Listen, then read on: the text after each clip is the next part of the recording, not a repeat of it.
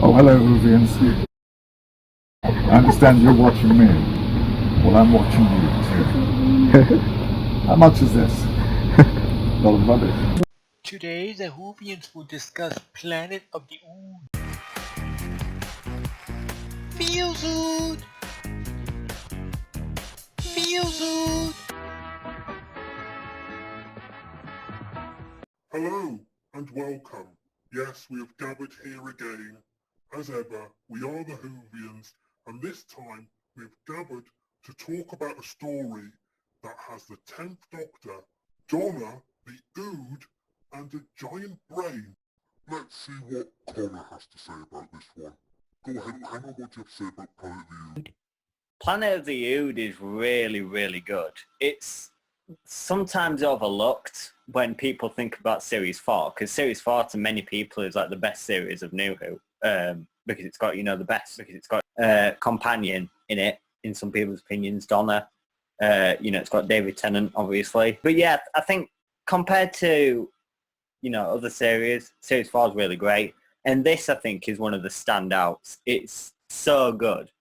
It's slightly more adult, I think, and darker in tone because of like what the story sort of entails, with sort of talking about slavery and with the Ood and just overall sort of abuse of using people as objects and things. I think it's just really, it's got a great sort of undertone to it.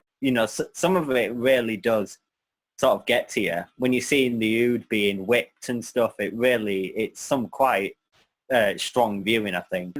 All the guest cast were really great. I thought that the ending, the comeuppance he got turning into an Ood himself, was so well done. It was so good. It was really satisfying, and it was great to see how we're sort of seeing the aliens as the good force and the humans as the bad. It really is a difference that's really great, I think, in this one. I like the Ood-Sphere as a planet. I think it, with all the snow and stuff. Yeah, I think overall it is one of the most superb stories of New Who, full stop. I think it is really, really, really good. And it's a shame that Keith Temple, who wrote this episode, is yet to return, because I don't know why they've never thought to ask him back, but I think he could really do with doing some more New Who episodes, because I think he's a really good storyteller. He reminded me of Russell T Davies himself. He's that good. So I think he needs to really be asked back. Yeah, I think overall it's like a 9 out of 10 sort of episode. What does Jimmy have to say? It reminded me of the Pertwee era. You have humans who, because of their greed, was messing up another alien civilization, or messing with them, and treated them like objects rather than like individuals. I could see the exact same thing happening during a Pertwee era. Alien planet looked like an alien planet. It had Tim McInerney in it, who people might know as Percy from Blackadder. So that's a positive. For me, when I was watching it the first time, Donna was a breath of fresh air for the show. No longer was the Doctor swooning over his companion. No longer was a companion swooning over the Doctor. The chemistry between Tate and Tennant is incredible. This is one of the better episodes, and it was the return of the Ood. They were only in 2 other episodes, and now they're back. Was it the Song of Enslavement? That was really effective. The music was effective. The whole thing is effective. It is one of the Tennant episodes that I actually would recommend. The message of greed is a little bit too much in your face. So I'd give it a 9 out of 10. Let's go over to Craig. I really like the snow element. I think they used some sort of paper effect. I think they pulled it off quite well. some of the landscapes look quite familiar. I'm not sure where it was actually filmed, but it looked like Helvellyn in the Lake District or somewhere like that with one of the frozen lakes.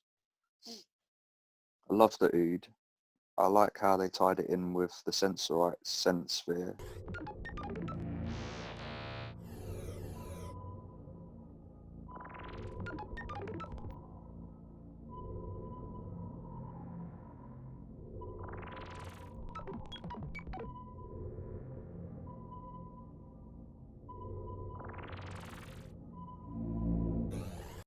Love Donna and David Tennant's mixture, camaraderie. Brilliant story. Great ending, especially when the assistant gets electrocuted. That kind of tops it for me because she was really irritating me. And I'd give this a 9.5 out of 10 because I think Graham Harper, I think it is, he's done some of my favourite episodes of New Who and Classic Who. So yeah, 9.5. Now let's go over to Kevin. I loved it. I liked the way the Ood were, actually killing the people, and I liked the slave idea that the humans were, misusing them, and that the Donna was very good. It's just like the love triangles finally away in series 4. None of that crap doesn't exist anymore. And I liked the episode, and the boss, the guy in the suit, eventually he became an Ood. And at the end we got a teaser for the end of time, like your son is ending soon.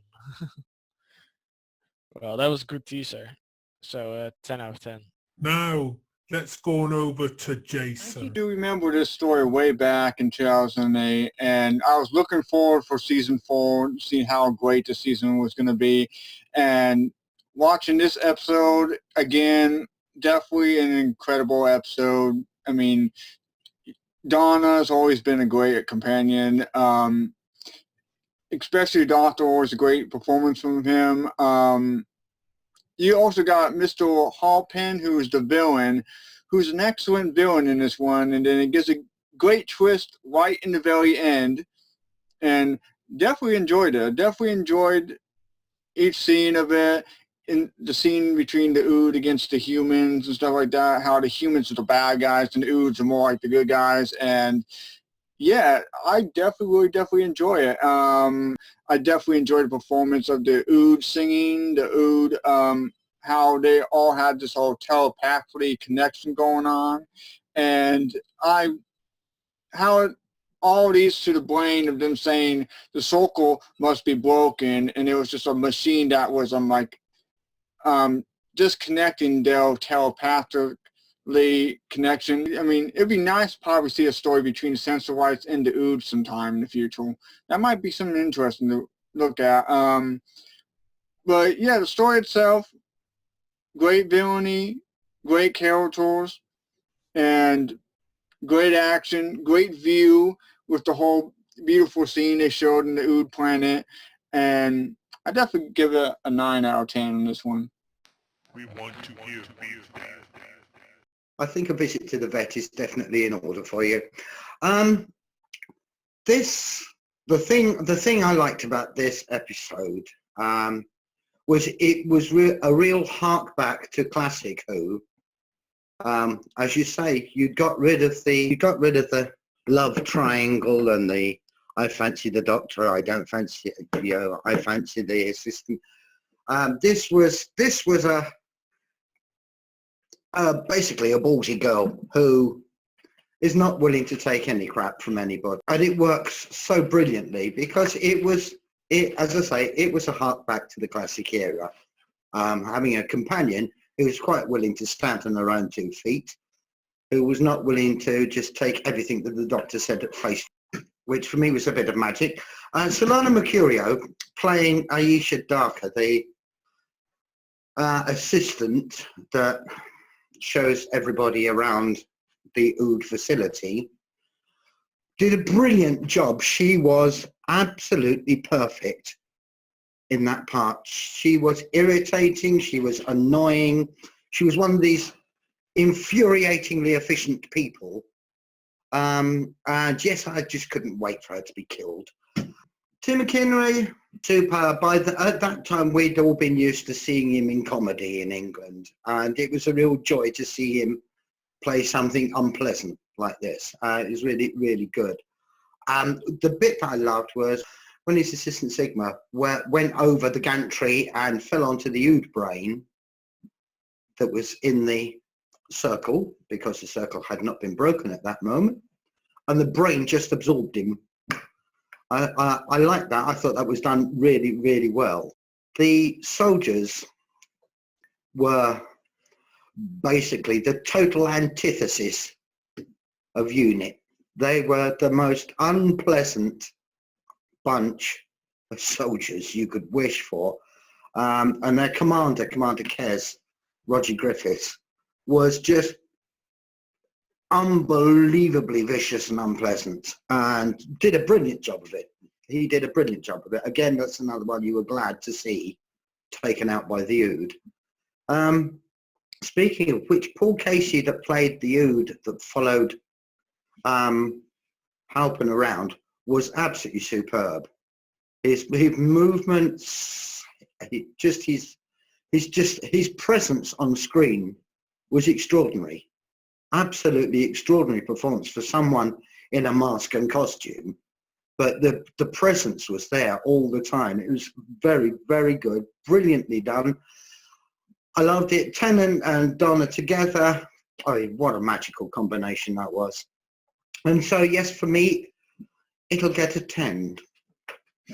A 10. Thank you, Beef Dad.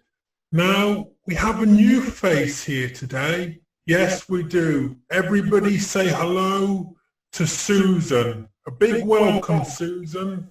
The cool thing about Planet of the Ood is that these characters, these creatures, previous time we saw them, they were servants of evil. They were servants of the devil. They were little Cthulhu guys. All this stuff going on, you know, and red eyes and really wrinkly head, and they were just Cthulhu guys. They were evil. And this one, it's like they took that characterization and they turned it on its head, and they said, these are the most gentle, kind, sweet creatures in the whole galaxy. They're kinder, sweeter than the Sensorites. They're kinder, sweeter than any of the other characters that we or alien races that we've interacted with, especially in New Who. I mean, there was no compunction about how they were actually created. When they were recreated by humans, creation, you know, caused a psychic break with them, and they became these evil creatures that you later see. But the fact that they looked like a mythological evil creature here, I mean, that kind of resonates, and that kind of and then their song that was so beautiful, the introduction of Vale Decem, the introduction of David of the 10th Doctor's great anthem of sweeping epic proportions, is done by the Ood, is created by their generous hearts, and then of course the interaction with Donna and Tenny, that was beautiful and fun and hilarious. I always thought that Donna would be a good companion for the 6th Doctor, Colin Baker, because she's so sassy. She's a riot. She's a laugh riot. Anyway, so I really enjoyed the presentation of the Ood, the evil, turned on its head to being a really kind, gentle soul, and then the whole interaction with Tenny and Donna, and then the introduction of the Dr. Donna story arc too. So that's all I've got. 10 out of 10. Nice one. Now, let's go over to Lee. God for Donna. She was a saving grace for season 4. It just shows you how awful Rose was for the Doctor. Donna is works so well with the 10th Doctor. It's just unbelievable. The comedy, the timing, it's just, you can't fault it. Brilliant. Catherine Tate, David Tennant work so well together. The sceneries, the locations, awesome. Just you're watching it on the screen, it just looks awesome. The music, the songs. For me, this was most probably the last time in the new era that music was used as good as this. I don't think it has been used as well in the later years. The Ood, what a brilliant creation. I wish the Ood would come back at some point. They do remind me the way they move and the calmness in the voice and the willingness to serve of the robots from Robots of Death in the classic era. That the voice is so calm, but they're going to kill you. You know what I mean? Those voices of the Ood are brilliant. And that reveal where they're all sat there with the brain in the hand. What an awesome image, in that episode. As people have said, it is a bit darker than usual, but those sort of episodes are good for me. I like them sort of episodes. I can't fault this. Tim McInnerny, awesome actor, as Beatles said, comedy, and he does play a good villain. Recently we reviewed an audio where he played the villain in that, The Well-Mannered War with Tom Baker. He's brilliant in that as a villain. And what can I say? It's one of those episodes where you look back and you think, that's how Doctor Who should be. It's as I said, reminiscent of the classic, but it's also new, and it keeps you watching for 45 minutes, and that's what Doctor Who should be. It should keep you enthralled, and this kept me enthralled all the way through. Just for say Donna and the Doctor's camaraderie, it's just so brilliant, and they've got a good quality of handcuffs. That line just made me giggle away to myself. Donna's little one-liners just make me laugh. So just for all that, it's a 10. It's already been mentioned that this was directed by Graham Harper, who, he goes back to the latter days of the classic years directing. And I think this is what the show is lacking. It should. I think whoever's in charge in the next season or whatever should look back and get in touch with some of these classic directors and give them a go like they did with Graham Harper. And Graham Harper has been a success in the new era with the Cybermen stories, this Ood story. They've got the feel of the show and it works so well. Give these classic directors another chance at it. That's, they'll give it to Graham Harper, give it to someone else who's still living, of course. And there's a few of those still living of the classic directors. But give them a chance. See how the fans react to the episodes they do. I think one of the reasons that Tate and Tennant work so well together is they both have a Shakespearean background. And you are talking to people who have learnt their craft from the ground up. And that's why she's such a good actress. That's why he's such a good actor. Yeah, you won't get a pairing like that again, unfortunately. So far, we don't know what the next one's going to be like, do we?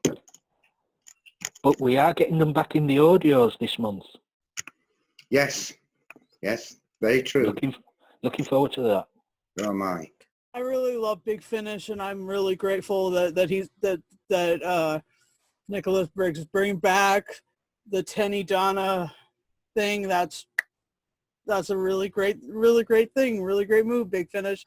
I was also glad for the beginning of the story arc about the Dr. Donna because the whole thing ends up with her being the most important person in the universe, but as a human being, when her character starts off as just a lady getting married, just a normal everyday sort of person, and in that stretch, she's becoming she's just being so empowered by the Doctor. And that's really what I loved about, Classic Who and about, when I listened to the Big Finish audios, it's just the companion starts out, in a normal, ordinary situation and is just increased and empowered to the point where they are absolutely doing the very best thing that they can do, and they're rewarded for it.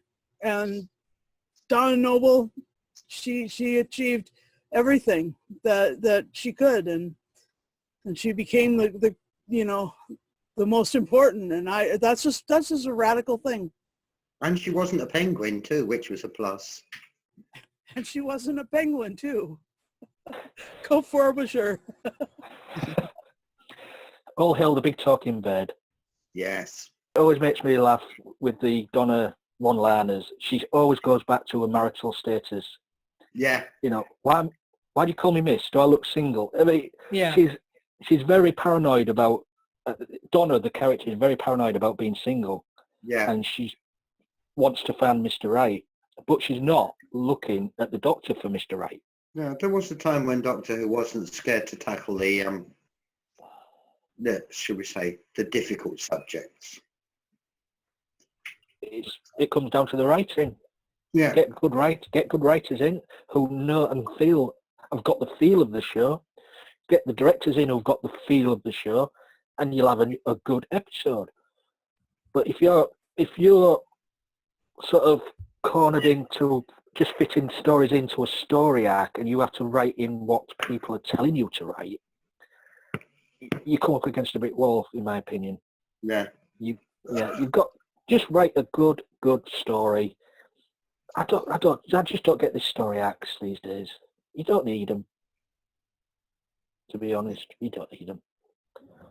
I'm turning to Harry now. Mentioning cliffhangers, like I really enjoyed the cliffhangers of season 9, series 9, and stuff. But I could see that these shorter cliffhanger moments in the Planet of the Ood was really, it was yeah, that's a good, I mean, Doctor Who these days is well known for the long speeches, what the Doctor does. And this episode has got a Doctor speech right at the beginning where he comes out the TARDIS in the snow. And it just amazes me. And you can tell Donna's buggered off into the TARDIS. She ain't even listening to him. That is a good comedy moment. Because in all episodes after that, everybody listens to the Doctor when he stood there doing his speeches. Yeah, that one with Donna, brilliant. She goes off to get a fair cut. Brilliant scene, just brilliant. They just work so well together. Thank you everyone, and keep on hooing.